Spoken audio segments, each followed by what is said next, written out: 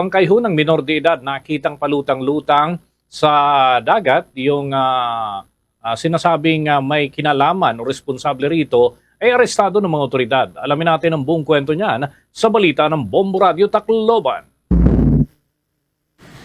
Natagpo ang patay ang bangkay ng isang minor de edad habang nagpapalutang-lutang sa dagat ng Barangay Santa Rosa, Tabango, Leyte. Kinilala ang biktima na si alias Neil, 17 anyos, habang ang suspect naman ay kinilalang si alias Fred, mahigit 30 anyos, at residente naman ng Barangay Tugas, Tabango, Leyte. Napag-alaman na ang biktima ay naiulat na nawawala mula noong Abril 2 at huli itong nakita na nakasuot ng brown na short at pink na sleeveless crop top nang umalis ito sa kanilang bahay. Ayon naman kay Tabango Municipal Police Station Chief of Police Police Captain Anthony Riamora na sa pagkikipagpanayam ng kapulisan sa suspect ay sinabi ng biktima sa kanya na ito ay nagdadalang tao, kung kaya't sa pangamba ng suspect na makulong dahil minor de edad ang biktima ay nagawa naman niya ang karumal-dumal na krimen. Dagdag pa ng mga otoridad na nasa state of decomposition na ang bangkay ng biktima habang nakatali ang liig nito na may pampabigat na bato para hindi lumutang ang bangkay.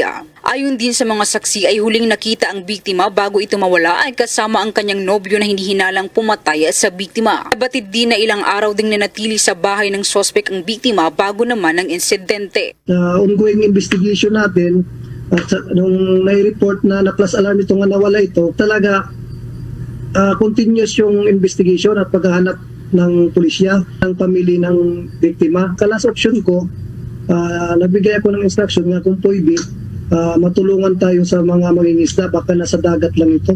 Na talaga may something is happening na sa missing person. Pinalian nga ito at kinaladkad sa dagat para itago. May pa napundo yung bato, gagamit pa yung bato para talaga hindi lilitaw yung body. Tinly, affirmatively, may foul play. Ang pagkikipagpanayam ng Bombo Radio Tacloban kay Tabango Municipal Police Station Chief of Police Police Captain Anthony Riamora. Sa ngayon ay hawak na ng mga otoridad ang suspect at inaayos na ang mga kasong ipapataw sa nasabing suspetsado. At yan ang ulat mula dito sa impila ng Bombo Radio Tacloban. Ito si Bombo Sheila Ensho. Para sa number 1 and most trusted radio network in the country, Bombo Radio Philippines. Basta Radio, Bombo.